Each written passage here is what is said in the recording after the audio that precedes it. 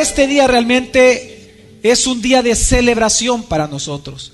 Y debería de ser celebración para usted durante todo el día. Debería ser para nosotros un día muy especial, un día en donde más que pensar que el día de mañana hay que volver a trabajar para muchos, es un día para nosotros de verdad estar en la familia y poder celebrar juntamente con ellos la resurrección de nuestro Señor Jesucristo. ¿Por qué? Porque es la base fundamental realmente del cristianismo.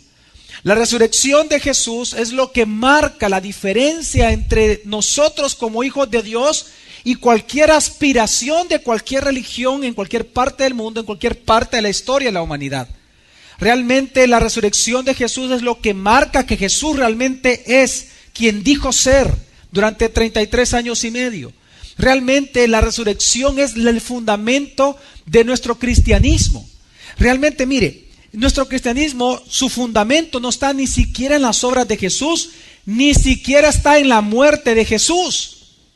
No está en sus obras, no está en sus milagros, no está precisamente en su muerte en la cruz, sino que la base y fundamento del cristianismo tiene que ser específicamente en la resurrección. ¿Por qué? Porque la resurrección es lo que marca la diferencia, es lo que hace y lo que comprueba y testifica que verdaderamente Jesús es Dios y que Él es Dios Salvador, que Él es nuestro Redentor. Amén, familia. Si Jesús no hubiera resucitado, seríamos, como dice el apóstol Pablo, lo más dignos de lástima en todo el mundo, porque estaríamos engañados completamente hablando de alguien que no es realmente o no fuera realmente Dios. Pero por cuanto Jesús sí ha resucitado y nosotros damos testimonio de ello por cuanto Él mismo ha transformado nuestra vida, siendo Él mismo nuestro todo suficiente en nuestra propia vida, es que nosotros por eso que debemos de celebrar realmente la resurrección de nuestro Señor Jesucristo. Yo lamento grandemente que la resurrección de Jesús hoy es muy común que más sea un tema de discusión que realmente un punto de fe y el punto más importante de la fe del cristiano. Y es que lo lamento porque en muchos círculos hoy se trata de convencer o de refutar el que Jesús resucitó o no, cuando realmente debemos nosotros de celebrar y predicar y proclamar precisamente la resurrección de Jesús. Yo no sé si usted se recordará, por ejemplo, lo que dice Romanos 10, dice que si confesares con tu boca, ¿qué dice? Que Jesús es ¿qué? El Señor. Pero luego ¿qué dice? Y creyeres en tu corazón, pero ¿qué hay que creer? ¿Que Dios qué? ¿Que hay que creer para salvarse? ¿Que Dios qué? Lo levantó de los muertos. El fundamento del cristianismo es creer que Jesús resucitó. Luego se confiesa que Él es Señor por tanto. Pero yo no voy a confesar algo que no creo con mi corazón. Lo puedo hacer de manera automática como una religión. Acepta a Jesús y te vas a ir al cielo. Lo puedo hacer de manera automática, pero si no creo en mi corazón que Dios lo levantó de entre los muertos, entonces no existe el cristianismo verdaderamente, no existe la vida cristiana. Y digo esto porque lamentablemente, y me he fijado en algunos programas de televisión de esta semana, cómo tratan de refutar y algunos cómo tratan de convencer que Jesús resucitó. Y si somos francos a la luz de la palabra, nadie, ¿quién de los que estamos acá, que somos hijos de Dios, creemos por razonamiento lógico en la resurrección de Jesús? No. Si nosotros creemos que Jesús resucitó, es porque Dios nos dio el don necesario para ello. Amén. Que es la fe. Nosotros creemos por fe que Jesús resucitó. Amén. Nosotros no fuimos convencidos por un razonamiento lógico, un razonamiento intelectual, sino que hoy que nosotros somos cristianos podemos razonar la palabra de Dios. Para eso existen las doctrinas y la teología. Pero nosotros no fuimos convencidos para poder creer en Jesús por un argumento intelectual con respecto a su resurrección. Y digo esto porque lamentablemente muchos interpretan la resurrección de Jesús como algo meramente intelectual, como un tema de actualidad. Y si no, veamos las iglesias. Realmente, si hay un día en el año que debería de llenarse en las iglesias en todo el mundo, debería de ser precisamente el domingo de resurrección. ¿Saben ustedes cuáles son los días que más se llenan en las iglesias evangélicas? Navidad y Año Nuevo. Sí, más Año Nuevo que Navidad. Bueno, depende, sí, los dos iguales. No, pero todavía hay un día más, fíjese. ¿Sabe cuál es? Por lo menos aquí en El Salvador. El día de las nanas, el día de las madres, el día que más se llena los cultos. Claro que cuando la nana habla en la casa, vamos todos a la iglesia. ¿Qué quiere que hace la casa? Todos van a la iglesia. Pues sí, si habla la nana, ¿qué van a hacer? Pues, vea, mamá, ¿qué quieres de regalo? A la iglesia, todos a la iglesia. ¿Y qué hace la familia? Todos van a la iglesia. Es el día que más se llenan las iglesias aquí en El Salvador, por si no sabía. Ese día está, pero como decimos en El Salvador, topaditas las iglesias. Y yo digo que es lamentable, realmente es lamentable porque el ser humano y el cristiano en general no ha tomado conciencia de eso. Mire, y eso tiene que ver con las religiones. Y tenga cuidado con lo que le voy a decir. Fíjese que el día viernes estuve en una radio, me invitaron a hablar precisamente de la muerte y la resurrección de Jesús, juntamente con un sacerdote, y estaba también un sacerdote de los luteranos. Estábamos 3 personas representando cada uno a las diferentes religiones cristianas en El Salvador. Y lo interesante es que cuando cada uno de ellos hablaba, nos dábamos cuenta cuando estábamos hablando que este fenómeno que estoy hablando sucede tanto en el catolicismo como en los luteranos, en donde la gente interpreta que la Semana Santa es vacación, cuando realmente la Semana Santa debería ser congregarnos, congregarnos y congregarnos, porque es la semana más importante en la fe del cristiano. Y no con eso estoy diciendo que dichas religiones tengan la razón en lo que están diciendo, sino que solo estoy contando lo que aún en las religiones sucede. Y es que digo esto porque para nosotros, los que creemos en Jesús, es importante entender que nosotros no necesitamos tener una defensa intelectual acerca de la resurrección para creer en ella, sino que si nosotros la entendemos ahora, es porque primero la creímos por medio de la fe. Amén. ¿Me doy a entender, familia? Por eso es que, mire, este día nosotros en el sermón de esta mañana, mi intención no es convencerlo a usted de que Jesús resucitó. Hay más de 107 referencias acerca de la resurrección solamente en el Nuevo Testamento. Mi intención no es convencerlo a usted, darle argumentos intelectuales para que usted crea en Jesús, para que usted crea en la resurrección de Jesús, sino que mi intención en esta mañana es proclamar la resurrección. Es hablar por qué Jesús resucitó. Es hablar cuáles fueron las razones de su resurrección. ¿Por qué? Porque precisamente la resurrección es el fundamento de nuestra fe cristiana, pero a la vez de nuestra esperanza como cristianos.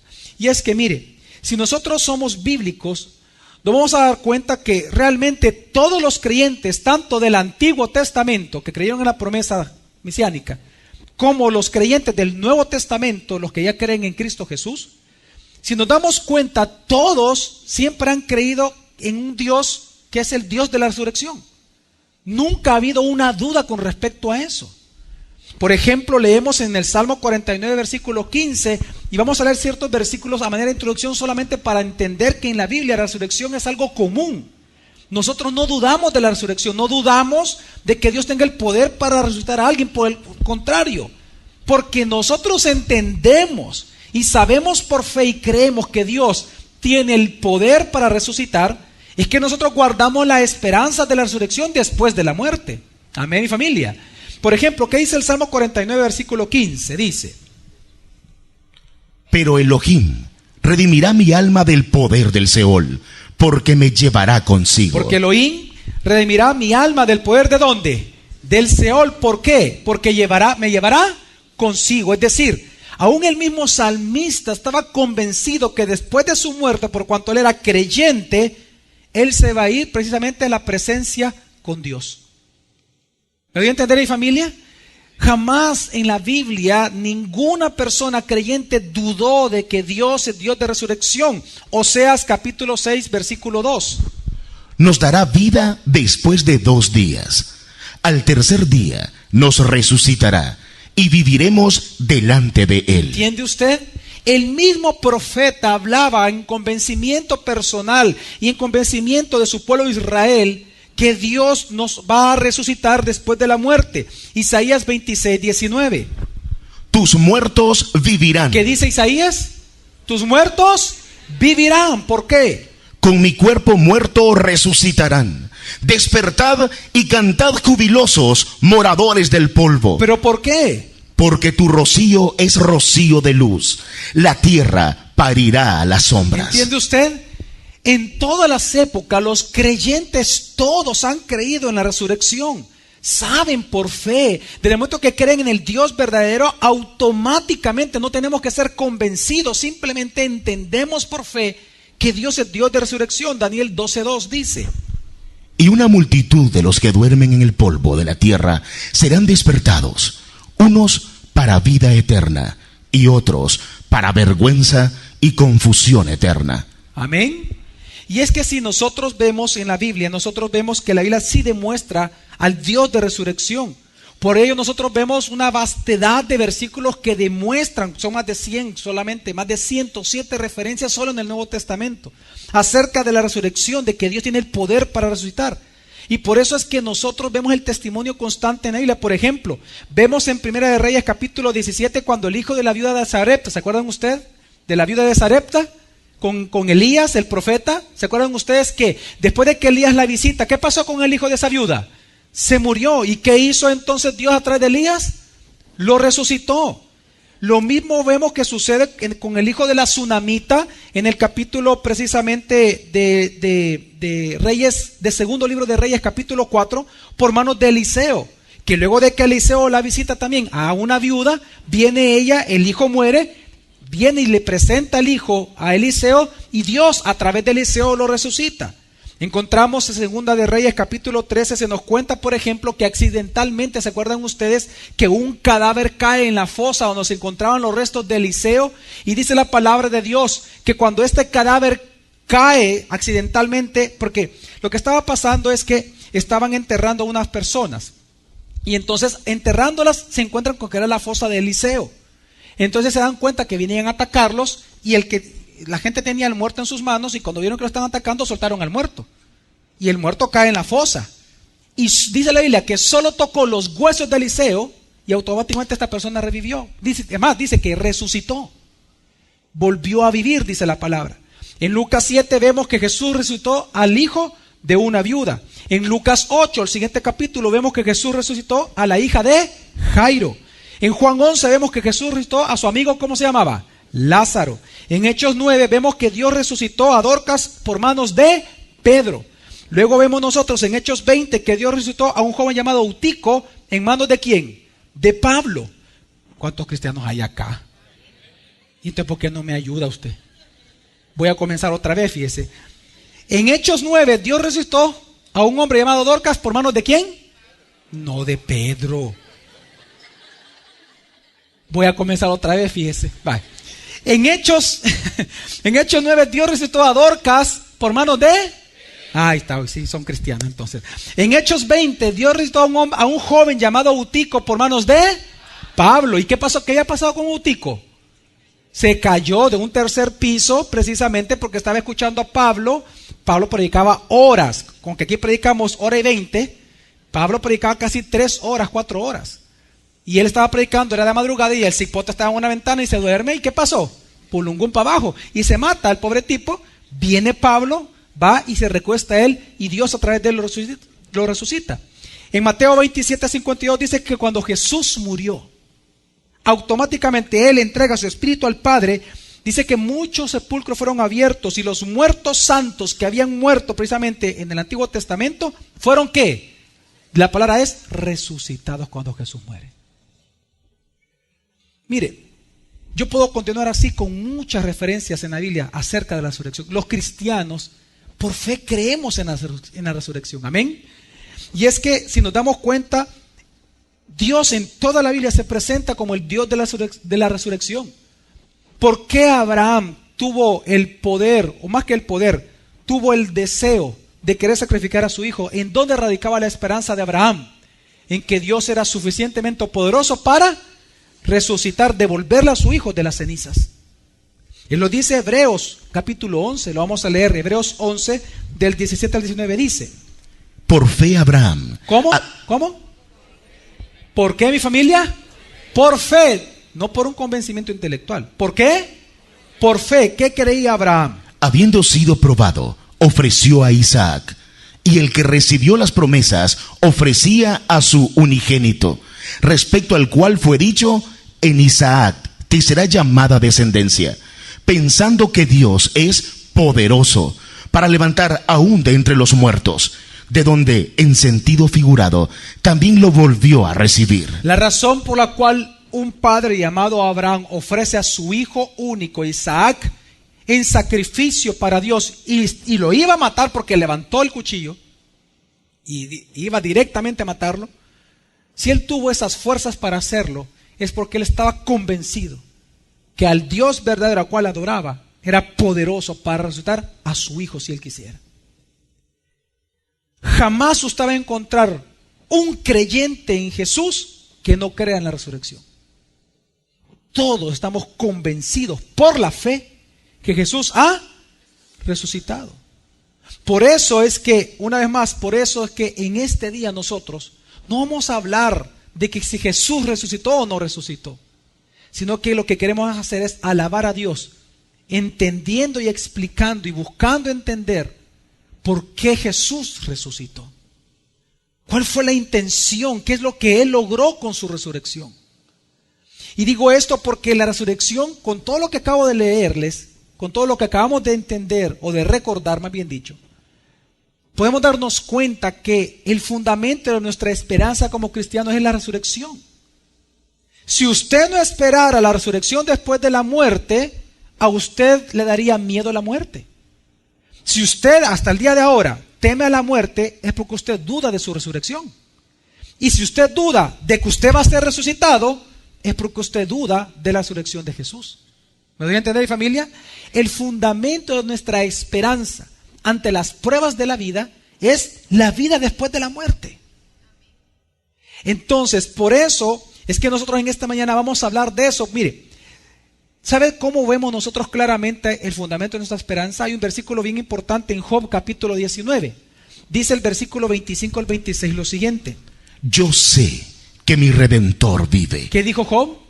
Yo sé que mi Redentor vive. Y porque nosotros sabemos que nuestro Redentor vive, ¿qué pasa con nosotros, Nelson? Y al final se levantará sobre el polvo. Entonces, y después de deshecha mi piel, es decir, después de morir, aún en mi carne veré a Dios. ¿aún qué dice? En mi carne veré a Dios. El fundamento de la esperanza del cristiano es entender que nuestro Redentor vive, que se levantó de entre los muertos. El fundamento de la esperanza como cristianos está en la resurrección del Mesías, en la resurrección de Jesucristo. Y es lo que nos da esperanza a nosotros. Por eso es que esta seguridad que se nos da a nosotros en la resurrección de Jesús, precisamente es algo que nos fortalece durante toda nuestra vida, por cuanto nos otorgó vida eterna. La esperanza del cristiano es diferente a la esperanza del mundo. Lo dije hace un par de meses atrás en una serie que aquí hablamos, que se llamaba Mi esperanza no será avergonzada. Todavía se acuerda usted. ¿Se recuerda usted lo que ahí enseñamos? Claramente en la Biblia, lo que enseña toda la Biblia, tanto en el Antiguo Testamento como en el Nuevo Testamento, es que la esperanza del cristiano no está fundamentada en cosas del futuro. Nosotros no esperamos que Dios haga algo nuevo en el futuro con respecto a nosotros, sino que por cuanto nosotros esperamos que algo suceda en el futuro, es porque Dios ya lo hizo en el presente. Es porque Él ya me dio vida eterna ahora y sé que tengo vida eterna, es que la puedo esperar después de mi muerte. ¿Amén, mi familia? Es decir, la esperanza del cristiano es diferente a la esperanza del mundo, porque el del mundo espera a manera de expectativa que en el futuro le suceda algo bueno. Nosotros no esperamos que en el futuro nos suceda algo bueno. Nosotros ya experimentamos la bondad de Dios en el tiempo presente, amén.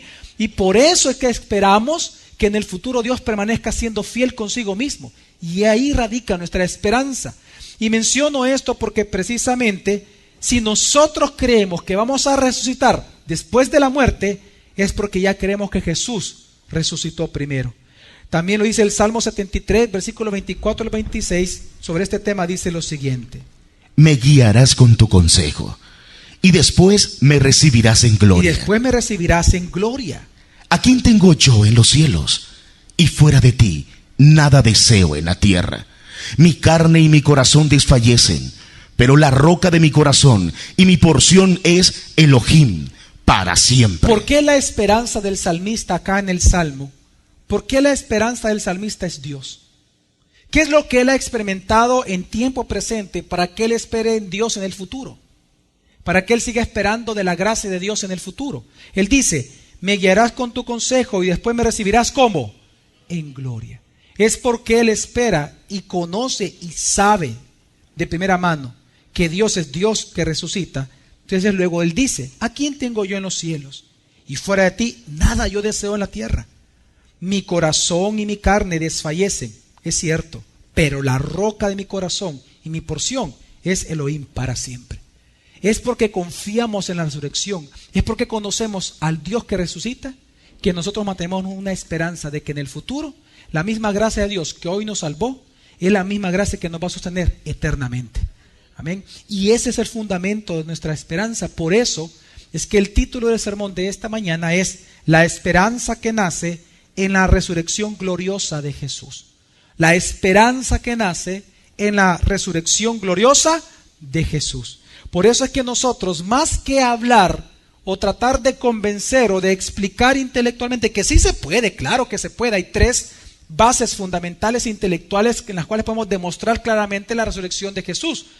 Para personas que necesitan una explicación intelectual, las podemos dar. Pero yo le aseguro que aunque se las demos, no van a creer en Jesús si el mismo Espíritu Santo no le concede el don de la fe para creer en Él. Amén, mi familia. Por lo tanto, todos nosotros los cristianos que estamos acá, ¿cuántos somos cristianos? ¿Quién duda de la resurrección de Jesús? Nadie. Por eso es que no vamos a hablar de que Jesús resucitó. Lo que sí necesitamos para que nuestra fe y esperanza se fortalezca es entender para qué Él resucitó. Amén, mi familia. El propósito de su resurrección. Por lo tanto, en esta mañana vamos a ver 4 razones, 4 objetivos que la Biblia claramente establece, por lo cual Jesús resucitó. Realmente se pueden llegar hasta 7, pero las he resumido en 4.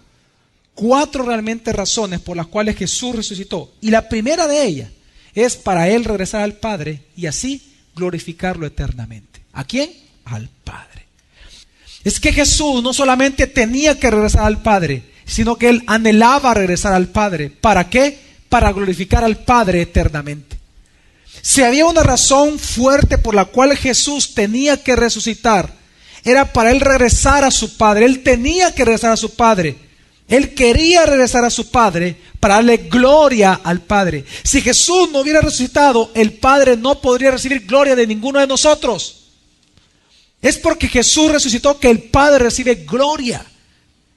Por eso es que Jesús en su oración sacerdotal en Juan capítulo 17, Él ora lo siguiente y dice: ya no estoy en el mundo, pero ellos están en el mundo, y yo voy a ti. ¿Y yo qué dice? Voy a ti, regreso a ti. Bueno, si usted lee Juan 17 lo va a encontrar varias veces esa frase. Sigue. Padre Santo, guárdalos en tu nombre, el cual me has dado, para que sean uno como nosotros. Ahora, pastor, ¿y eso es importante? Claro que es importante, para Jesús lo era y para nosotros también. Es que Jesús anhelaba regresar con su Padre. Él necesitaba regresar con su Padre, era parte del plan eterno de Dios. ¿Por qué? Porque con eso glorificaba al Padre. Es que yo no sé si usted recordará algo. Jesús es Dios, amén. En esencia es uno con el Padre y con el Espíritu Santo, amén. En esencia es uno. Ellos nunca han estado separados en cuanto a naturaleza, por cuanto es Dios. Padre y Espíritu Santo es Dios uno, amén. En cuanto a naturaleza, nunca han estado separados, pero en cuanto a personas, sí. Y lo que pasó es que Jesús, dice la palabra en Filipenses capítulo 2, que Él no escatimó su gloria como Dios, como cosa que aferrarse, sino que se despojó a sí mismo y vino a tomar forma de siervo. Y estando en la condición de siervo, tomó forma en semejanza a los hombres. Y así se humilló a sí mismo. Él se humilló, ¿por qué? Porque como el Dios glorioso vino a ser un hombre. ¿Cómo es posible que Él vino a encarnar? Por obediencia. No es que Él dejó de ser Dios, sino que cuando Él dice que se despojó a sí mismo, es que Él se autolimitó en sus prerrogativas divinas, en su derecho que Él tenía de demostrar ser Dios. Pero Él se autolimitó. Por eso dice la palabra que por lo que Él padeció, Él aprendió ¿qué? La obediencia. Como el Hijo del Hombre, Él tuvo que aprender a comer, a caminar, tuvo que experimentar dolor. Algo que Dios no podía y no puede experimentar. Dios en esencia no puede experimentar dolor. Él es santo, Él es perfecto. Amén, familia. Pero entonces quiero que entienda qué pasó con Jesús. Jesús en condición de Dios vino y encarnó y comenzó a experimentar lo que nosotros experimentamos: dolor, frustración, traición, llanto, agonía, angustia, sufrimiento y la muerte misma. Él no merecía eso, Él no tenía que hacer eso, pero lo hizo por obediencia al Padre. Por eso es que cuando Él deja esa condición, ese lugar glorioso, recuerde que Él vino a un lugar completamente santo, perfecto, en la misma morada de Dios, y vino a un lugar creado, corrupto, lleno de pecado. Y aquí Él vivió por 33 años y medio. Él anhelaba estar con su Padre. Él quería regresar con su Padre. Él anhelaba su gloria que en un inicio Él tuvo como Dios. Y eso solo es posible a través de la resurrección. ¿O no se acuerdan ustedes lo que dice Juan ahí mismo, 17, solo que el versículo 5, por favor, dice: y ahora, Padre, glorifícame tú junto a ti mismo. Glorifícame tú junto a ti mismo. Una vez más, perdón, te interrumpí una vez más. Y ahora, Padre, glorifícame tú junto a ti mismo, con la gloria que tenía junto a ti antes de existir el mundo. Es que nuestro Dios es Dios glorioso. Jesús es glorioso, pero Él se despojó a sí mismo de esa prerrogativa cuando vino aquí al mundo. Por eso es que Satanás bien sabía, y Satanás le dijo: vente, y lo llevó al pináculo, lánzate, porque dice la palabra, y le cita un salmo, que tu pie no te tropezará en piedra. Claro, él sabía que si él se lanzaba del muro más alto, la parte más alta del muro del templo de Jerusalén, si él se tiraba, él no iba a morir ahí. Él hubiera caído, tal vez los ángeles hubieran venido a ayudarlo, no sé qué hubiera pasado, pero lo que sí sabemos es que todo el mundo hubiera visto a Jesús que flotó en el aire y bajó. ¿Qué creen que no ha hecho toda la gente? Darlo, claro, rendirle gloria, pero no la gloria que a Él le corresponde, no la gloria bajo el plan del Padre, sino bajo su propio esfuerzo. Y Satanás quería eso. ¿Y él por qué? Porque él se despojó de esa gloria. Vino como un ser humano, nació en un pesebre, olía a caballo, olía a vaca, olía a tierra, nació empobrecido. ¿Qué gloria va a tener él en eso? Él anhelaba regresar con su Padre. Él anhelaba su gloria. Padre, ¿logra usted ver el ruego del Señor aquí? Y le dice: y ahora, Padre, glorifícame tú junto a ti mismo, con la gloria que tenía junto a ti antes de existir el mundo. Una pregunta: ¿cuántos de ustedes han clamado a Dios más de alguna vez en su vida? ¿Por qué ha clamado usted? Porque se le quebró la uña. Padre, te ruego, Señor, se me quebró la uña, es que me crezca en este momento, Padre, por favor, te lo necesito, Señor. Por esas trivialidades uno le ruega al Señor. Cuando uno le clama a Dios, ¿por qué cosas son? Necesarias. Por cosas, ¿qué? No importantes, por cosas necesarias. Para Jesús era necesario su gloria. Era necesario regresar al Padre. ¿O acaso no reconoce las palabras de Jesús cuando sus discípulos no creían en Él? ¿Hasta cuánto tiempo, qué dice? Os he de soportar más, dice. Él es Dios, Él era Dios, pero estaba en un mundo corrupto, lleno de pecado. Él anhelaba regresar al Padre, anhelaba esta gloria, y el único medio para lograrlo, la resurrección. Si Él no hubiera resucitado, Él no pudiera haber recibido la gloria que el Padre le dio, y no hubiera podido hacer la voluntad de su corazón. ¿Cuál era y cuál es? Glorificar Él al Padre por toda la eternidad.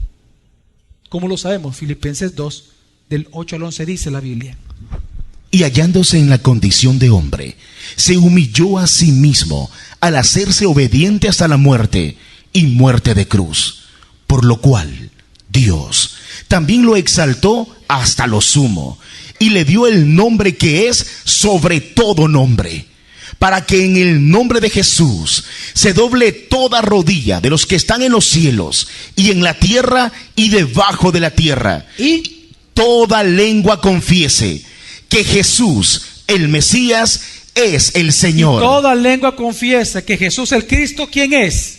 El Señor. Es decir, esa confesión que le corresponde a Él, porque Él es Dios glorioso, la recibió. Pero ¿cuándo la recibió? Cuando Él resucitó y volvió a su Padre. Amén, mi familia. ¿Se da cuenta usted lo que dice la Escritura? Fue obediente hasta la muerte y de muerte de cruz. Por eso, por tanto, por cuanto obedeció, ¿qué hizo el Padre? Lo levantó y le dio un nombre que es sobre todo nombre, para que en ese nombre, es decir, en el nombre de Jesús, toda rodilla se doble y toda lengua confiese que Él es ¿quién? El Señor. Es por eso Él tenía que resucitar, para Él volver a recibir su gloria, la gloria que siempre le ha correspondido desde antes de la creación. Ahora la pregunta ¿es porque Jesús es un egoísta o es una persona hedonista y por eso Él quería su gloria? No, es que Él es Dios, Él es glorioso, Él sí merece gloria. Pero la pregunta es ¿por qué Él quería su gloria? Porque cuando Él recibiera esta gloria es cuando el Padre iba a ser glorificado. Porque quien se inventó todo este asunto, ¿quién inventó el plan eterno? El Padre. El Hijo obedeció la voluntad del Padre. Por eso dice que cuando toda lengua confiese que Jesús es el Mesías, es el Señor, ¿quién va a ser glorificado? Dice, para gloria de Dios Padre. Este es el primer gran objetivo de la resurrección de Jesús. El primer gran objetivo es que el Padre reciba toda la gloria mediante la preeminencia que el Hijo va a recibir y recibió y recibirá eternamente por cuanto Él ha resucitado. Él vive para siempre. Y es el primer gran objetivo precisamente de la resurrección. La gloria del Hijo, para que el Padre sea glorificado por medio del Hijo. Amén, mi amada familia. ¿Me voy a explicar, mi amada familia? Y entonces, ¿cuál es la segunda razón por la cual Jesús tenía que resucitar? Pues la segunda razón por la cual Jesús tenía que resucitar era para que el Espíritu Santo aplicara la obra redentora al mundo. Para que el Espíritu Santo hiciera su obra completa. Para que el Espíritu Santo viniera a ser el Paráclito en este mundo. Mire, cuando Pedro predicó por primera vez en el día de Pentecostés, él dijo esto bien claramente. Él dijo que si Jesús no hubiera regresado al Padre, que es el primer gran objetivo de la resurrección, si Jesús no hubiera regresado al Padre, si Jesús no hubiera resucitado, el Espíritu Santo no hubiera venido a la tierra. Si el Espíritu Santo ha sido derramado en la tierra y está convenciendo al mundo de pecado, es porque Jesús ha ¿qué? Resucitado. Si Jesús no hubiera resucitado, no habría Espíritu Santo en la tierra. ¿Me voy a explicar, mi familia? Leámoslo. Hechos 2, 32, 33 dice: a este Jesús lo ha resucitado Dios, de lo cual todos nosotros somos testigos. Así que, exaltado a la diestra de Dios, y habiendo recibido del Padre la promesa del Espíritu Santo, ha derramado esto que vosotros veis y oís. Dice, a este Jesús, lo ha resucitado ¿quién? Dios, es decir, el Padre. De lo cual todos nosotros somos testigos. Así que, es decir, por cuanto Jesús ya resucitó, ¿qué pasó? Exaltado a la diestra de Dios, es decir, que Jesús ya está a la derecha del Padre. Así que Jesús, exaltado a la derecha de Dios, y habiendo recibido del Padre la promesa del Espíritu Santo, ¿qué ha hecho Él ahora por cuanto resucitó? Ha derramado esto que vosotros veis y oís. Pedro dijo algo sumamente importante. Pedro dijo, si Jesús no hubiera resucitado, no estaría derramado el Espíritu Santo en el mundo. Pero por cuanto Jesús ya resucitó, ya está a la derecha del Padre, ya está en su gloria, es porque Él ha derramado el Espíritu Santo sobre este mundo. Amén, mi familia. Por eso Jesús dijo en Juan 16, versículo 7 lo siguiente: pero yo os digo la verdad, os conviene que yo me vaya, porque si no me voy, el Paracleto no vendrá a vosotros, pero si me voy, os lo enviaré. Pero si me voy, ¿qué pasa? Os lo enviaré. Jesús tenía que resucitar para que entonces el Espíritu Santo viniera como el Paracleto. Si Jesús no hubiera resucitado, el Paracleto no hubiera venido al mundo. Y es que Jesús está diciendo, por eso les conviene a ustedes que yo me vaya. Cuando Él habla de irse, se refiere de regresar ¿a quién? Al Padre.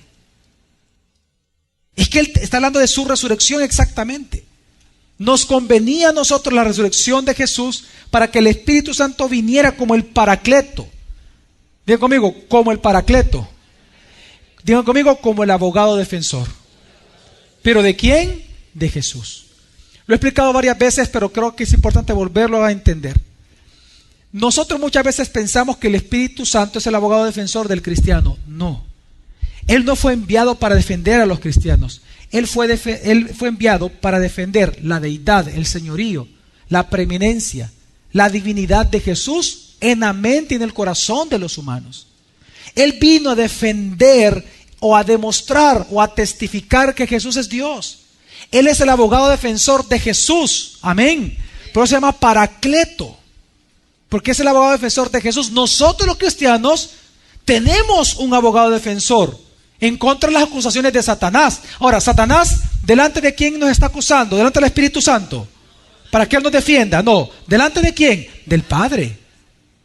Por lo tanto, ¿quién es nuestro abogado defensor? Dice la Escritura, Jesús. Porque abogado tenemos para con el Padre, dice, 2 puntos.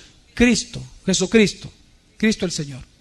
Él es nuestro abogado defensor, que todo el día está intercediendo por nosotros. Pero ¿quién intercede por Jesús en la tierra? ¿Quién está demostrando y defendiendo que Jesús es Dios todos los días, todos los días, todos los días? Mediante la iglesia de Jesucristo en el mundo, el Espíritu Santo.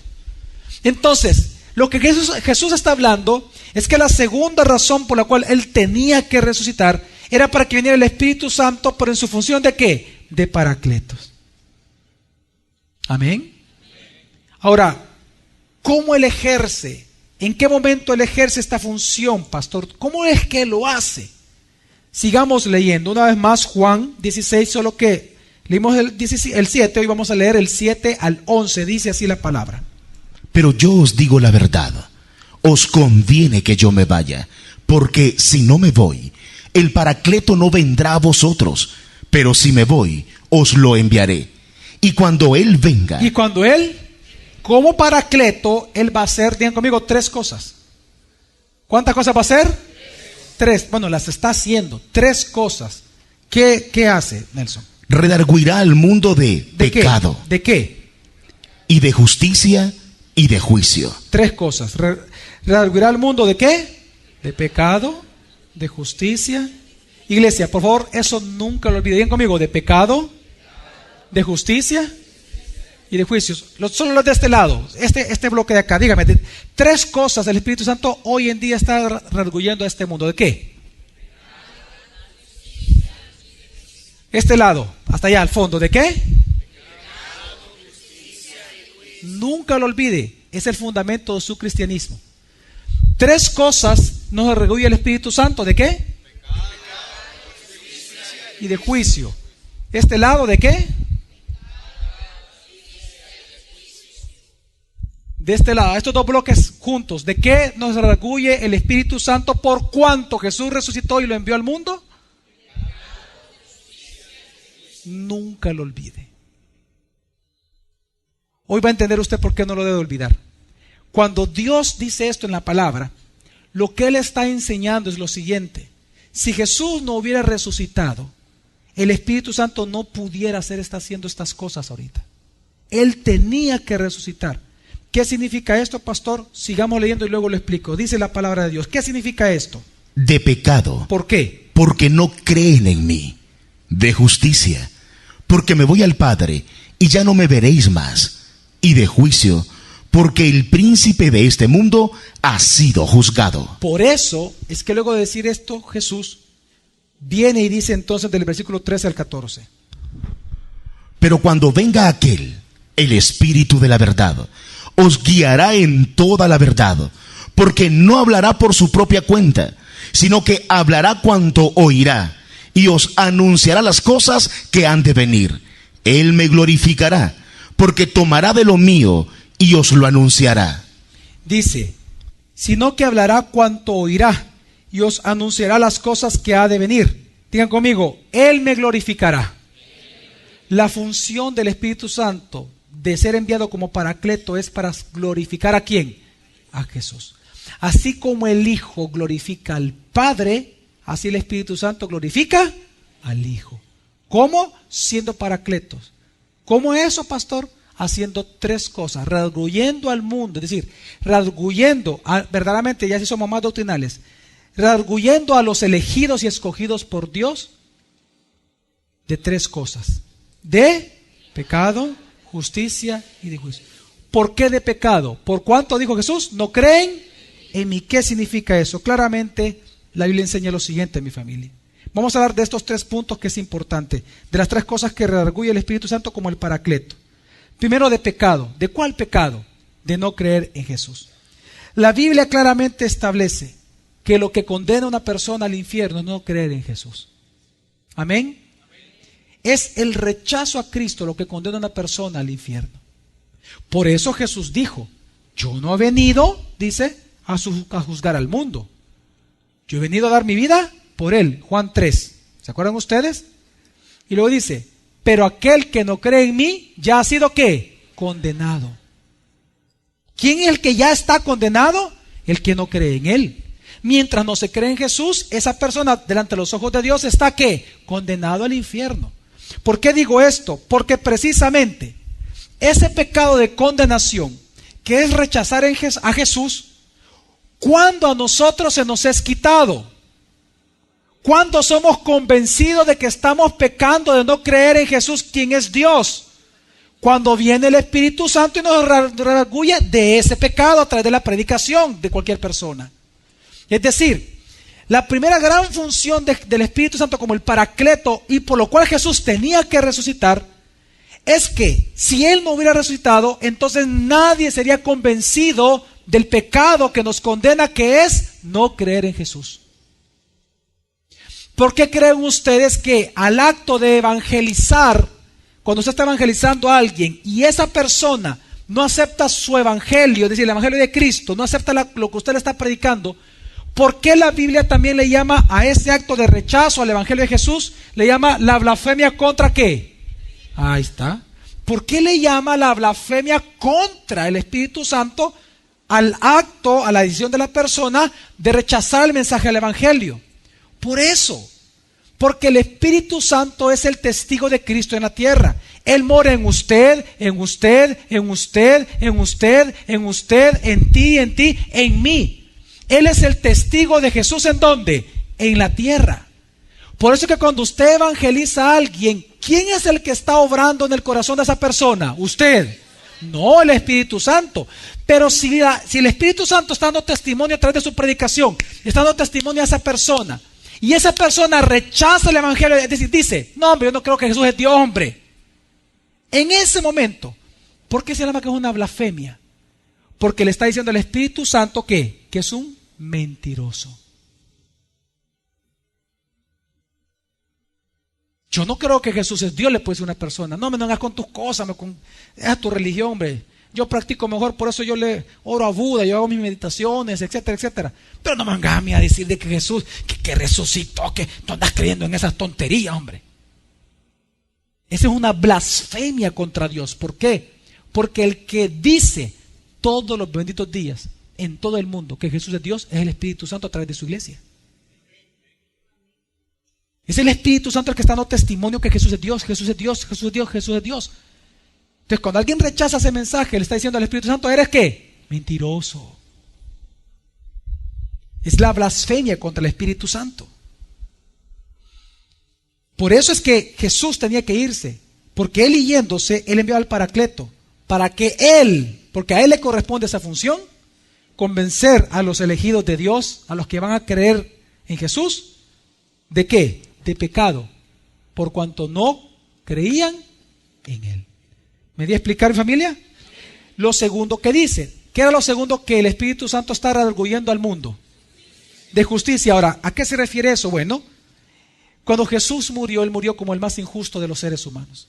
Él murió como un pervertido, Él murió como un mentiroso, Él murió como un loco, como un depravado, porque por eso lo mataron. Porque decían que Él era un blasfemo, decían que Él era un hombre loco. Lo mataron como el más injusto de los hombres. Si Jesús no hubiera resucitado, eso era Jesús. Pero Jesús resucitó. Y como Él resucitó, entonces Jesús demostró algo con su resurrección, que Él es quien dijo Él ser. Y el que convence al Espíritu Santo que Jesús no es un injusto, sino que es el justo y el Dios verdadero, es el Espíritu Santo. Por eso dice, y los convencerá al mundo de justicia, por cuanto regreso ¿a dónde? ¿Y cuál es el primer punto por el cual Jesús quería resucitar? Para ser el Padre. ¿Y quién convence de eso al mundo? El Espíritu Santo.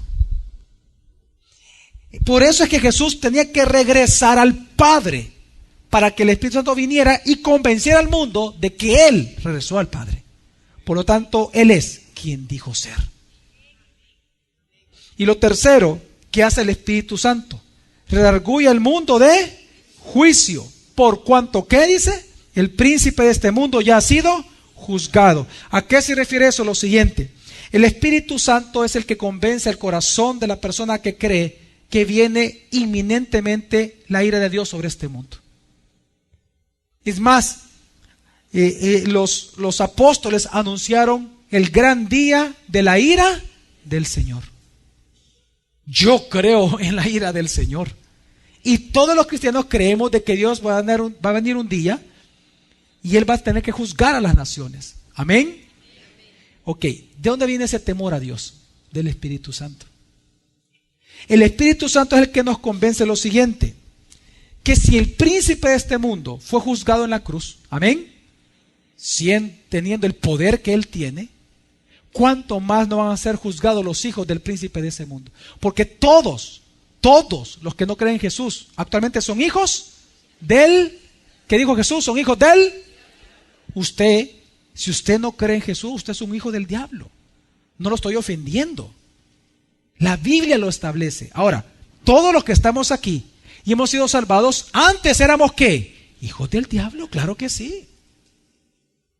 Entonces, ¿quién nos convence de que si Dios juzgó a Satanás, vendrá un día a juzgar a las naciones? Y si morimos en pecado, vamos a ese juicio. ¿Quién nos convence de eso? El Espíritu Santo. Entonces, ¿era necesario la resurrección? Sí. Jesús tenía que resucitar. En primer lugar, para Él regresar al Padre y glorificar con su resurrección eternamente al Padre. Y la segunda razón, para que Él, regresando al Padre, Él enviar al Espíritu Santo en la función del Paracleto, para convencer al mundo de tres cosas: de pecado, justicia y juicio. Entendiendo esto, entonces, la pregunta es, ¿cuál es la tercera razón por la cual Jesús tenía que entonces que resucitar? Pues la tercera es una consecuencia de la segunda. La tercera razón por la cual Jesús tenía que resucitar y resucitó es por nuestra salvación. Para usted ser salvado y para yo ser salvado. Dice 1 Corintios 15, antes de leerlo, lo siguiente. Le voy a explicar qué está pasando acá. Estaba comenzando a introducirse, ya por varios años ya existía una doctrina falsa, una herejía, que le estaba convenciendo a la iglesia de Corinto, a los cristianos, de que Jesús no había resucitado. Perdón, que los hombres no iban a resucitar, no de que Jesús. Fíjense, ¿qué estaba pasando en la iglesia de Corinto? Ellos creían que Jesús había resucitado, pero ellos dudaban de la resurrección de los muertos. Ellos decían que el ser humano, después de morir, punto, dejaba de existir. Eso se llama hoy en día existencialismo. Otros decían, como lo creían los estoicos y otros filósofos de la época, y algún par de gnósticos, que se entraba en una especie de un dormitar eterno, un descanso eterno. Otros muy pocos creían en una reencarnación, por sobre todo en lo que hoy es los países asiáticos. Pero realmente lo que estaba pasando en Corinto es que ellos decían, no, yo creo en Jesús, que Él resucitó, pero yo no creo que después de morir uno va a resucitar. Entonces Pablo dice, momento, si tú crees que después de que tú mueras vas a perderte o vas a dormir, entonces tú estás negando la resurrección de Jesús. Y si estás negando la resurrección de Jesús, no eres cristiano. Ni tus pecados han sido perdonados y eres el más digno de lástima. Lo vamos a leer. 1 Corintios 15, del 13 al 19. Porque si no hay resurrección de muertos, tampoco el Mesías fue resucitado. ¿Entiende usted la lógica? Lo que estaba pasando es que ellos creían de que después de que alguien se palpara, no pasa nada. Ahí llegó, punto, caput, terminó. Usted decía, ustedes son cristianos y piensan eso. Pero entonces ustedes piensan eso, que no hay resurrección de los muertos, entonces lo que están diciendo es que tampoco el Mesías fue resucitado. Sigue leyendo. Y si el Mesías no fue resucitado, vana es nuestra predicación, vana también vuestra fe. Y hasta somos hallados falsos testigos de Dios, porque testificamos que Dios resucitó al Mesías, al cual no resucitó, si es verdad que los muertos no son resucitados. Porque si los muertos no son resucitados, tampoco el Mesías fue resucitado. Y si el Mesías no fue resucitado, vuestra fe es inútil. Aún estáis en vuestros pecados. Es decir, no son cristianos. Y también los que durmieron en el Mesías perecieron. Si solamente para esta vida esperamos en el Mesías. Es lo que estaba pasando en Corinto. Si solo se espera que Cristo sea el Cristo para esta vida mientras vivimos, ahí hay un problema, dice Pablo. Entonces, ¿en qué nos convertimos? Somos los más dignos de lástima de todos los hombres. Si Jesús no hubiera resucitado, a mi familia, no seríamos salvos realmente. Si Jesús no hubiera resucitado, no seríamos salvos realmente, porque nuestra fe sería vana, vacía, sin sentido. Sería una fe falsa, seríamos falsos cristianos y lo más dignos de lástima de todo el mundo. Pues seríamos los más tontos y estúpidos de los seres humanos por creer en alguien que dijo ser Dios cuando realmente no lo fuese. ¿Me doy a entender? Y por eso es que la resurrección es el fundamento de nuestra fe. Es el fundamento del cristianismo. ¿Por qué? Porque si Jesús no hubiera resucitado, nadie de nosotros se le hubiera aplicado la salvación a ninguno. Mire, esto es lo que trata de decir. Vamos a entender esto. Romanos 10, lo que le dije al inicio, Romanos 10, versículo 9 dice: si con tu boca confiesas a Jesús como Señor y crees en tu corazón que Dios lo resucitó de entre los muertos, serás salvo. Lo que nos salva a nosotros, los seres humanos, es creer en Jesús, que Él fue resucitado, que se levantó entre los muertos. Eso es lo que nos salva a nosotros. Fíjese bien, voy a tratar de explicárselo mejor. El acto redentor, por el medio del cual el Padre o Dios en general fue satisfecho, ¿quién lo hizo ese acto redentor? Jesús. Una vez más, voy a comenzar una vez más. El acto redentor, la obra redentora, el sacrificio perfecto que fue aceptable ante los ojos de Dios, que hace posible la salvación al mundo, ¿quién la efectuó? ¿Dónde la efectuó? En la cruz del Calvario. Excelente. Ahí está la obra. Pero fíjese bien. Pero el que esté la obra no significa que esté disponible al ser humano. ¿Qué es lo que hace y qué es lo que provocó que esa obra que fue real estuviera disponible al ser humano? La resurrección por medio del Espíritu Santo. Si Jesús no hubiera resucitado, no existiera cristianismo. Si Jesús no hubiera resucitado, vana sería nuestra fe. no seríamos salvos, nuestros pecados no hubieran sido perdonados a nosotros directamente. Estuviera la posibilidad de salvación, pero nadie pudiera obtenerla, porque nadie tendría una fe verdadera si Jesús no hubiera resucitado. ¿Me voy a explicar, familia? Por eso que lo que salva a una persona no es confesar a Jesús como lo hacen en muchas iglesias. Recibe al Señor. ¿Quiere recibir al Señor? ¿Sí? Pues diga conmigo. Diga, ok. Señor Jesús, perdón por mis pecados. Gracias porque me diste, porque mi nombre está escrito en el libro de la vida. Gracias porque mi nombre está escrito en el libro de la vida. Amén. Bienvenido a la familia de Dios. De verdad, sí, ya me salvé. Sí. ¡Wow! ¡Qué fácil! ¡Wow! O sea, porque confesó como que fuera una muletilla, como que fuera una letanía, como que fuera un rosario, se salvó el tipo. ¿Qué es lo que tiene que ver en el corazón de una persona antes de confesar con su boca? Hay que creer. Jesús dijo, de la abundancia, ¿qué es lo que pasa? Lo que hablamos es porque lo que hablamos es porque primero, antes que lo creemos en el corazón. ¿Qué es lo que nos salva a nosotros? Creer con el corazón que Jesús es Dios, por cuanto Él resucitó al tercer día. Cuando creemos eso en nuestro corazón, entonces luego ¿qué hacemos? Cada día, ¿qué hacemos? Confesamos al mundo que Jesús es Dios, mediante la predicación. ¿Pero qué nos salvó? ¿La confesión? No. ¿Qué nos salvó? Creer. ¿Se acuerdan ustedes aquel caso de aquellos muchachos que dice Hechos de los Apóstoles, que ellos comenzaron a reprender demonios en el nombre de Jesús? Y que viene un demonio, el demonio les dice, a Pablo conozco, a fulano conozco, a ustedes no los conocemos. Y no los penquearon todos, pues. Les dieron duro. Los demonios a través de las personas, ¿verdad? Los tastasearon, pues. ¿Por qué? Porque no eran creyentes. Confesaban con su boca, jugaban a la iglesia, jugaban a tener poder y echar fuera demonios en el nombre de Jesús, pero no eran cristianos. Porque es una cuestión del corazón. ¿Por qué digo esto? Por lo siguiente, porque para eso Jesús resucitó.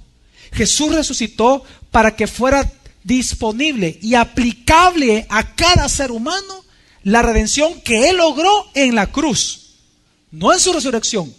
Su obra redentora no fue la resurrección, fue su muerte. ¿En dónde? En la cruz, fue con su sangre. Amén. Pero la salvación y redención es posible y aplicable al ser humano que cree, pero porque Él resucitó. Mire, esto que le estoy diciendo se entiende con lo que dice Romanos 4, versículos 24 al 25, que son versículos complicados, pero con lo que les acabo de explicar se va a entender claramente. Dice, sino también por causa de nosotros, a quienes iba a ser contada, a los que creemos. ¿A los que qué? ¿Qué creemos? En el que levantó de entre los muertos a Jesús nuestro Señor. Ok, ¿qué pasa con nosotros los que creemos en la resurrección? El cual fue entregado por causa de nuestras transgresiones. Ok. Y resucitado a causa de nuestra justificación. ¿Y fue resucitado a qué? ¿De qué? Ok, hay un punto doctrinal, espero que me tengan la paciencia, en un minuto se lo explico. Una pregunta doctrinal de examen, ¿verdad? En la doctrina de la gracia, o podría ser soteriología. Es en soteriología que se ve esto. La justificación, Jesús, ¿cómo la logró? ¿Por su sangre o por su resurrección? Por la sangre. Este es el único versículo en toda la Biblia que da a simple vista, sin hacer ninguna hermenéutica correcta, da a entender a simple vista como que la justificación Jesús la logró cuando Él resucitó. Pero Él no logró la justificación cuando Él resucitó. Porque la justificación, es decir, el que Dios nos declara no culpables de pecado, se tuvo que pagar a precio de sangre. ¿Qué nos justificó delante de Dios? La sangre. Entonces, ¿a qué se refiere el versículo? A todo lo que le acabo de decir anteriormente. Fíjense bien, que es a causa de su salvación y de mi salvación, de que Dios nos escogió para ser salvos, es que Él resucitó. La obra redentora, es decir, la justificación, Dios la logró derramando su sangre, ¿dónde? En la cruz del Calvario. Pero cuando Él resucita, cuando Él regresa al Padre, Él logra que esa justificación ahora sea aplicable efectivamente por medio del Espíritu Santo a cada ser humano que Él eligió para eso. ¿Me di a explicar, familia? Si Jesús no hubiera resucitado, la justificación de vida no estuviera disponible para nosotros. Amén. Él hubiera muerto, Él hubiera derramado la sangre, pero no hubiera servido para el objetivo que se requería, salvar a los seres humanos, si Él no hubiera resucitado. Pero Él resucitó. Y por eso dice, a causa de la justificación. Es decir, para que entonces los seres humanos fuéramos, ¿qué? Justificados. Mi familia, ¿me doy a explicar con esto o no? ¿Me doy a explicar? Es que digo esto por lo siguiente, porque precisamente para entender esto mejor, veamos la figura del Antiguo Testamento, esta tipología preciosa. Cuando venía el sumo sacerdote una vez al año y ofrecía el cordero de sacrificio, ¿dónde lo mataba? Recuerde la tienda cómo era. Estaba el atrio exterior, luego estaba el lugar santo y luego el lugar santísimo. ¿Se recuerdan todos ahorita? Ok. ¿Dónde se mataba el cordero? ¿En el dónde? ¿Lugar santísimo, lugar santo o atrio exterior? En el atrio exterior, donde estaba el altar. Una vez muerto el animal, ¿dónde se quemaba? Las partes que tienen que ser quemadas. En el atrio exterior, donde estaba el altar. Amén. Ahora, una vez recolectaban la sangre, ¿dónde tenía que ser llevada la sangre? Lugar santísimo, ya no en el atrio exterior. Es como lo que hacía el sumo sacerdote, agarraba la sangre, luego de él purificarse, él entraba al lugar santo y luego entraba al lugar santísimo. Por eso es que si él no se purificaba, lo entendemos todos, ¿qué pasaba automáticamente cuando él entraba? Se moría. Pero si él estaba ahí vivo, ¿para qué él tenía que entrar, mi familia? Para derramar la sangre del cordero que se mató, ¿dónde? En el atrio exterior, pero recolectaban la sangre y entraba al lugar santísimo. Y en el lugar santísimo entonces, ¿qué él hacía con la sangre? La rociaba y la derramaba completamente ¿sobre qué? El propiciatorio. Digan conmigo, propiciatorio. Que era la tabla que cubría el arca del pacto. Cuando él rociaba la sangre sobre el propiciatorio, entonces Dios ya no miraba el pecado del pueblo de Israel, sino que miraba la sangre del cordero. Y por lo tanto Dios ya era propicio al ser humano. Propiciatorio. Dios se vuelve propicio al ser humano. Por cuanto ve la sangre, ¿qué? Derramada. Ahora, ¿por qué estoy explicando esto? Por lo siguiente. Hebreos dice que esta es una tipología de Cristo, pero también de los tres cielos. El tercer cielo es el lugar santísimo. El segundo cielo es el lugar santo. Y el primer cielo, que para nosotros es la tierra, es el atrio exterior, que es la tierra para nosotros. Amén. ¿Dónde murió el cordero inmolado? En la tierra. ¿Dónde murió Cristo? En la tierra, en una cruz. Pero fíjese bien, ¿quién es lo precioso? Pero Dios, ¿por qué tenía que resucitar? Porque aunque Él murió en la tierra, para que esta salvación que Él logró fuera aplicada al mundo, Él tenía que presentarse en el lugar santísimo. Él tenía que presentarse y decirle: Padre, he aquí, he cumplido, mi sangre ha sido derramada por todos. Si Él no hubiera regresado al Padre, porque el sumo sacerdote tenía que ir al lugar santísimo, Dios no podría haber sido, ¿qué? Propicio al ser humano. La tercera razón, ¿cuántos dicen amén a eso? La tercera razón por la cual Jesús resucitó es precisamente para que Dios pudiera aplicar el acto redentor que se hizo acá para toda la humanidad. Amén. ¿Cuántos se gozan de eso? Entonces, la primera razón por la cual Jesús tenía que resucitar era precisamente para Él regresar a su Padre y que el Padre recibiera gloria eternamente. La segunda razón por la cual tenía que resucitar era para que el Espíritu Santo viniera a hacer su obra de paráclito al mundo. Amén. La tercera razón era para salvarlo a usted y a mí. Porque con él ir al lugar santísimo, lo dice Hebreos 9, 10 y 11, que representa la morada de Dios, el tercer cielo, él ahora ya está ahí reinando, amén.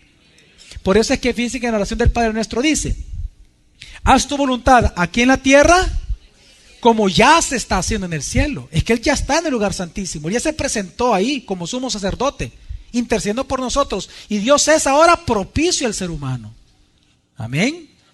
Entonces precisamente él lo hizo para ofrecer, para que la salvación ya fuera aplicable a todos. Ahora, por eso es que dice 1 Corintios 15, 17 lo siguiente, dice: y si el Mesías no fue resucitado, vuestra fe es inútil, aún estáis en vuestros pecados. ¿Está? Por eso es que si Jesús no hubiera resucitado, nuestra fe fuera inútil. Aún estaríamos ¿en qué? En pecados, aunque Él murió en la cruz. Pero aún estaríamos en pecados si Él no hubiera resucitado. ¿Me voy a explicar, mi familia, ahora? Ahora, la pregunta es, ¿esto es así? ¿Jesús realmente no resucitó? No. Por eso Pablo sigue diciendo, versículos 19 al 20, en este mismo capítulo: si solamente para esta vida esperamos en el Mesías, somos los más dignos de lástima de todos los hombres. Pero ahora, el Mesías fue resucitado de entre los muertos como primicias de los que duermen. Amén. Pero ahora el Mesías fue resucitado de entre los muertos como primicias de los que duermen. Es decir, como el primero, para demostrar que la resurrección es verdadera y que todos los seres humanos van a resucitar, unos para vida y otros para muerte. Por eso que Juan 14, 19 Jesús dijo: porque yo vivo, también vosotros viviréis. Y esto me lleva entonces a la cuarta razón por la cual Jesús tuvo necesariamente que resucitar. Para nosotros la tercera, ¿cuál era? ¿Para nosotros qué? Pues la cuarta es para condenar a los que no creen en Él. Jesús resucita y la cuarta razón es precisamente para condenación de los que no creen en Él. Y es que cuando Jesús murió y Él resucitó, el Padre le entregó algo muy especial a Jesús. ¿Qué le entregó el Padre a Jesús? Leamos Apocalipsis 1, 17 al 18, que estamos en las cartas de las iglesias de Apocalipsis. ¿Qué le entrega el Padre al Hijo una vez Él resucitó? Cuando lo vi, caí como muerto a sus pies, pero Él puso su diestra sobre mí, diciendo: no temas, yo soy el primero y el postrero, y el que vive. ¿Y el que qué? Y el que vive. Viene Jesús y le dice esto mismo al apóstol Juan, que es el que tuvo la visión y escribió Apocalipsis. Le dice: mira, le dice, no temas, Juan, yo soy el primero y el postrero, y el que vive. Y para explicarle a qué se refiere, a qué él se refería con el que vive, luego dice Jesús: aunque estuve muerto. ¿Aunque qué? Ok, ¿qué dice?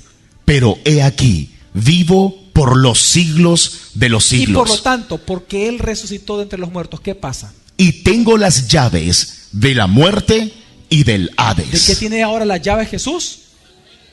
¿A quién le pertenecía antes el imperio de la muerte? A Satanás. ¿Por qué le pertenecía? Por cuanto el pecado entró por él, porque engañó a Adán y a Eva. Viene Adán, peca y la muerte entra al mundo. El imperio le pertenecía a él. Pero cuando Jesús muere y resucita, automáticamente ese imperio cae y a Jesús, al juez, se le entregan las llaves, tanto de qué, de la muerte como del Hades. ¿Por qué? Porque ahora Él, que Él resucitó como primicia de todos, entonces ahora Él va a resucitar a todos, pero para juicio. Unos para vida eterna y otros para muerte eterna.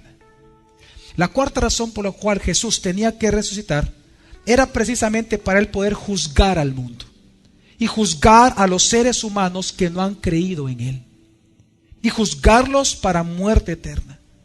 Es que en Juan 5:24 Jesús dice: de cierto os digo, el que oye mi palabra y cree al que me envió tiene vida eterna y no va a juicio, sino que ha pasado de la muerte a la vida. El que oye mi palabra y cree al que me envió tiene vida eterna y no va. ¿Quién es el que tiene vida eterna y no va a juicio? ¿Cuántos aquí en esta mañana creen en Jesús y creen en aquel que lo envió. ¿Cuántos creen en Él? Amén. Entonces, por cuanto usted cree en Él, usted tiene dos cosas. Por lo menos de este versículo sacamos que usted tiene dos cosas. ¿Qué tiene? Iglesia, ¿qué tiene usted? Vida eterna y además, ¿qué es eso? ¿Usted es libre de qué? Por lo tanto, aquellos que actualmente no creen, si mueren en esa condición, ¿de qué no se libran? Del juicio. Con otras palabras, aquellos que mueran sin creer en Jesús, ¿a qué van directamente? Al juicio. Mire, todos nacemos bajo condenación, mi familia. Todos somos culpables del pecado de Adán. Todos, por imputación. Todos somos culpables de ese pecado. Por lo tanto, si no creemos en el único Dios Salvador, en Jesús, como Dios y Señor, entonces todos iremos a juicio eterno. Amén. Todos. Pero por eso sigue diciendo en Juan 5, solo que leímos el 24, vamos a leer del 26 al 29, sigue diciendo Jesús. Porque como el Padre tiene vida en sí mismo, así también dio al Hijo tener vida en sí mismo, y le dio autoridad para hacer juicio, por cuanto es el Hijo del Hombre. No os maravilléis de esto, pues llega la hora en que todos los que yacen, todos los que han muerto en los sepulcros, oirán su voz. ¿Y qué va a suceder? Y los que hicieron lo bueno saldrán a resurrección de vida, pero los que practicaron lo malo a resurrección de juicio. Todos van a resucitar. Todos vamos a resucitar. No le tengan miedo a la muerte. Téngale miedo a la muerte si usted ha despreciado a Jesús. Si usted practica una religión, si usted confía en sacramentos para salvarse, ahí preocúpese de morir. Porque todos van a resucitar, pero unos para vida eterna y otros para muerte eterna. Mire, ¿usted sigue pensando que la resurrección después de morir es un cuento de hadas? Tenga cuidado. Porque todos van a resucitar. Mire, dejemos que Dios nos explique qué va a pasar después de que Jesús venga por segunda vez. Después de que Él gobierne y Satanás se ha soltado una vez más. ¿Qué va a suceder en ese momento? Apocalipsis 20 dice, 11 al 15. Vi un gran trono blanco y al que estaba sentado en él, ante cuyo rostro huyeron la tierra y el cielo, y no fue hallado lugar para ellos. Y vi a los muertos. ¿A quiénes? Sigue. Grandes y pequeños, en pie delante del trono, y unos rollos fueron abiertos, y también fue abierto otro rollo. ¿Cuál? El cual es de la vida. Y fueron juzgados los muertos por las cosas que habían sido escritas en los rollos. ¿Por qué van a ser juzgados los muertos? Por las cosas que estaban escritas. ¿Qué son esas cosas escritas? Según sus obras. ¿Según qué? Claro. Mire, usted piensa que nosotros no se nos va a juzgar por las obras. Claro. ¿Y el tribunal de Cristo, pues? Claro. No para salvación, obviamente. Pero aquí también a ellos, precisamente a los que mueran sin Cristo, se les va a juzgar por sus obras. Ya voy a explicar cuáles son esas obras. Sigue. Y el mar entregó a los muertos que había en él, y la muerte y el Hades entregaron los muertos que había en ellos. ¿Y qué pasó? Y fueron juzgados, cada uno según sus obras. Entonces, y la muerte y el Hades fueron arrojados al lago de fuego. Esta es la muerte segunda, el lago de fuego. Y el que no fue hallado inscrito en el libro de la vida fue lanzado al lago del fuego. Todos aquellos cuyas obras no son dignas de Dios van a ir directamente, después de resucitar, a ser juzgados por Dios. Y cuando sean juzgados por Dios, no habrá oportunidad ya de arrepentimiento ahí. El arrepentimiento es mientras estamos vivos en la tierra. Y después de eso van a ser lanzados, ¿a dónde dice? Al lago de fuego. Ni siquiera es el infierno, porque el infierno es lanzado ahí. El lago de fuego es un lugar real. Y ahí van a pasar sufriendo eternamente. Su papá, su mamá, sus hijos, sus tíos.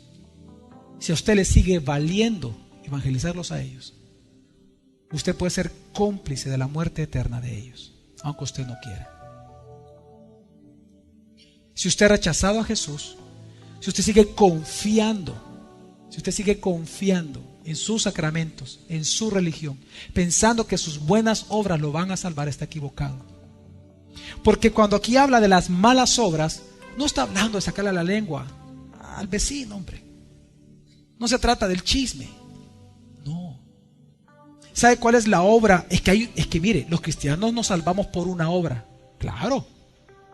Mire, ¿cuál es la obra que nos salva a nosotros los cristianos? Claro, creer en Él. Lo felicito. ¿Dónde dice eso en la Biblia, hermano? En Juan capítulo 5. Juan 5, 6. A Jesús se le preguntó, Juan 6, a Jesús se le preguntó. Bueno, vamos a leer la palabra de Dios en Juan 6 una vez más, creo que está ahí, 28 al 29. Entonces le dijeron: ¿qué debemos hacer para realizar las obras de Dios? Ahí está. ¿Qué debemos de realizar? ¿Qué debemos de hacer para realizar las obras de Dios? ¿Qué tenemos que hacer para cumplir la voluntad de Dios?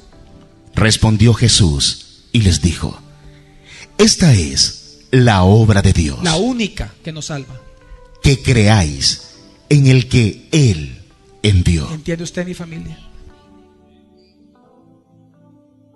De ahí nacen nuestras buenas obras. Por eso es que Santiago tiene razón en lo que dice. Una fe sin obras es una fe que muerta. Es que mire, si usted no cree en Jesús, que Él es Dios, que Él es el Cristo, y que solo Él le puede perdonar sus pecados, si usted sigue creyendo que una camándula, que un rosario, que una espuela, que una herradura, que una trompa del elefante puesta en eso, que un búho, que si usted piensa que sacramentos lo puedan salvar a usted de pecado, usted va a ir al lago de fuego. Porque lo único que Dios acepta para salvarlo a usted eternamente es que crea que Jesús es el Dios salvador y que no hay salvación fuera de Él. Es que usted le pida perdón a Jesús, perdón por sus pecados, por los pecados suyos que ha cometido, y que rinda su vida a Él. Por lo tanto, ¿cuál es mi invitación en este domingo de resurrección? Que usted realmente crea que Jesús ha resucitado entre los muertos y por lo tanto no hay otro medio de salvación más que exclusivamente Él. Deje su religión. Yo no sé por qué en Latinoamérica, miren, hemos creado tantas tonterías. Yo he escuchado, y yo mismo lo decía hace, 10 años atrás predicando.